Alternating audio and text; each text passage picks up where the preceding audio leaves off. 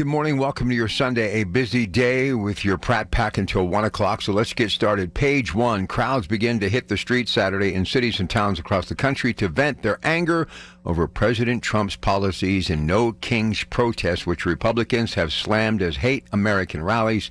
As you heard, CBS Radio News lead with this at the top of the hour. More than 2,600 demonstrators plan to be in each and every major city coast to coast.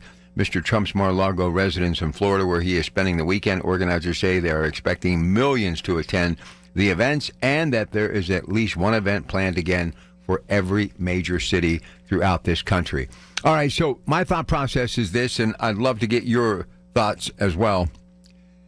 If this many people would take this much time to get engaged in the process of democracy, our Constitution, and their right and privilege to vote, study the issues, and go out and vote, maybe they could actually get the candidate that they believe would do a better job. That's all I'm saying.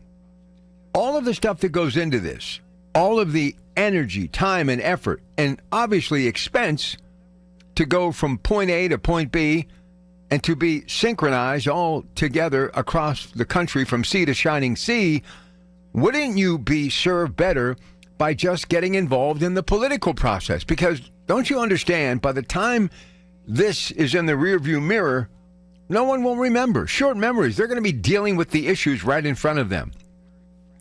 And I think a lot of those who are out there, and I give them every opportunity in this country of freedom of speech to do exactly what they have done with these protests that have been respectful and peaceful. That's what our democracy is all about.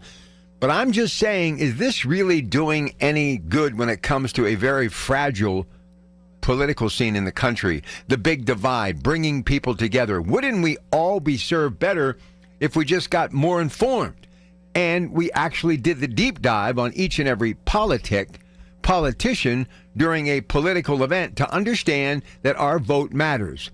There's not a vote in these protests. There's not an opportunity to do your due diligence and vote your candidate in office so the candidate of choice at that moment that you don't like, such as the president, gets elected out of office.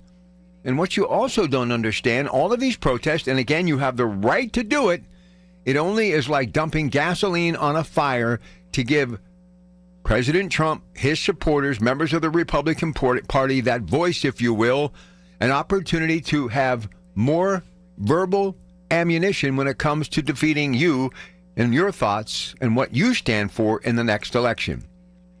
I'll say it again. The best way to help our democracy is to do your homework and vote your conscience for your candidate.